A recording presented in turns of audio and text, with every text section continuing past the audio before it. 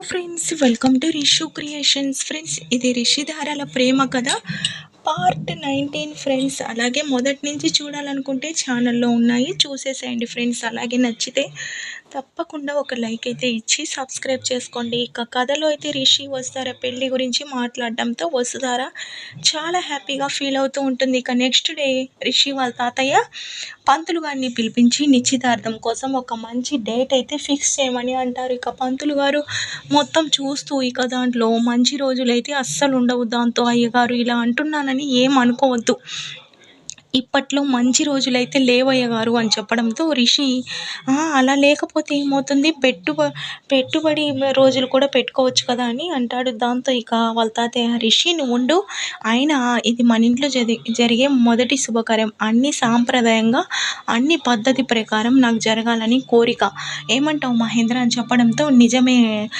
నాన్నగారు రిషి, అయినా నీకు వస్తారకి నువ్వు కోరుకున్నట్టుగా పెళ్లి జరిపిస్తున్నాం కదా, ఇప్పుడు ఎందుకు నాన్న అంత తొందరపడతావు, అయినా మంచి రోజులు లేవంటున్నారు కదా, మంచి రోజులు ఉన్నప్పుడే నిశ్చితార్థం చేసుకుందాం, అయినా ఏమవుతుంది అని చెప్పడంతో అది కాడ్ డాడ్ అని అంటూ ఉంటాడు. ఇక జగతి, నాన్న నీ మాటకి మేము విలువిచ్చినప్పుడు నువ్వు కూడా పెద్దవాళ్ళ మాట వినాలి కదా అని చెప్పడంతో రిషి సరేనని అయితే అంటాడు. ఆ తర్వాత వస్తారా ఫోన్ చేసి, ఏంటి వస్తారా మన పెళ్ళి ఏంటి ఇలా ఇబ్బందులు పెడుతూ ఉంది, ఇప్పుడు మంచి రోజులు లేవంట, ఇంకా ఆగాలంట అని చెప్పడంతో సరేలే రిషి, మంచి రోజులు లేకపోతే మనం మాత్రం ఏం చేస్తామని అంటుంది. ఇక రిషి, అది కాదు వస్తారా, తొందరగా నిశ్చితార్థం అయిపోతే సగం పెళ్ళి అయిపోయినట్టు, ఆ తర్వాత పెళ్ళి కూడా దగ్గరలోనే పెట్టుకుంటే ఆ తర్వాత నిన్ను పెళ్లి చేసుకొని తీసుకెళ్ళిపోవచ్చు కదా అని చెప్పి అంటాడు. ఇక వస్తారా, ఏంటి రిషి అంత తొందరగా ఉందా అని చెప్పడంతో, అవును మరి నిన్ను చూడకుండా నీతో మాట్లాడకుండా ఉండలేకనే కదా, అసలు పల్లెటూరు అంటే ఇష్టం లేని వాడిని కూడా ఇక్కడ ఉంటున్నాను, అయినా ఇప్పుడు ఏం చేయాలి, అమ్మ నాన్నేమో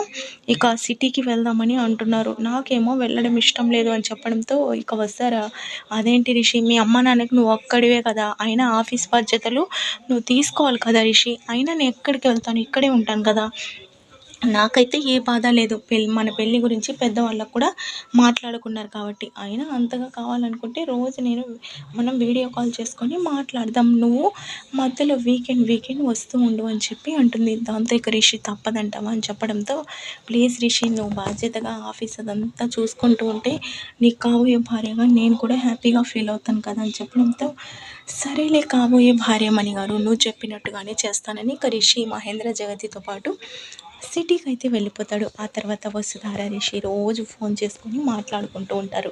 ఇక రిషి అయితే, వసుధార ఎప్పుడు నేను అక్కడికి రావడం కాదు, నేనంటే నీకు కూడా ఇష్టమే కదా, నువ్వు ఒకసారి ఇక్కడికి రా, పెళ్ళికి ముందే నీకు హైదరాబాద్ మొత్తం తిప్పి చూపిస్తానని అంటాడు. ఇక వసుధార, అమ్మో నేనా, అయినా మా ఇంట్లో పంపించారు రిషి అని చెప్తుండడంతో, రావాలనుకుంటే ఎన్నో మార్గాలు ఉన్నాయి, ఏవో కారణాలు చెప్పి రావచ్చు, అయినా నాకు నువ్వంటే అంత ఇష్టం ఉన్నట్టుగా నీకు నేనంటే లేదులే అని చెప్పడంతో ఇక వస్తారా, అయ్యో రిషి అలగొద్దు, తప్పకుండా నేను వస్తానులే, ఏదో ఒక కారణం చెప్పని అంటుంది. దాంతో ఇక రిషి చాలా హ్యాపీగా ఫీల్ అవుతుంటాడు. ఇక వస్తారా వాళ్ళ ఫ్రెండ్ని తీసుకొని ఏదో ఒక కారణం చెప్పి సిటీకి అయితే వెళ్తుంది రిషి కోసం. ఇక రిషి వస్తారని రిసీవ్ చేసుకొని మొదటగా వాళ్ళ ఇంటికి అయితే తీసుకెళ్తాడు. ఇక వస్తారా, రిషి ఇలా పెళ్ళి కాకముందే మీ ఇంటికి రావడం నాకు ఎలాగో అనిపిస్తుంది అని చెప్పడంతో, అయినా మా అమ్మ ఏం అనుకోదులే అని చెప్పడంతో ఇక జగతి, రామ్మ వస్తారా నువ్వు రావడం హ్యాపీగా ఉంది, అయినా ఇది నీ ఇల్లే కదా, ఎందుకు అంతలా సిగ్గుపడుతున్నావు అని చెప్పి, నాన్న మీరిద్దరూ లంచ్ చేశాక వస్తారా కూర మొత్తం తిప్పి చూపించు, ఇక వస్తారా ఫ్రెండ్ అంటారా, అమ్మాయి నాతో పాటే ఉంటుందిలే అని చెప్పడంతో, సరే ఆంటీ వస్తారా నువ్వు రిషి వెళ్ళి రండి అని చెప్పడంతో ఇక రిషి చాలా హ్యాపీగా ఫీల్ అవుతూ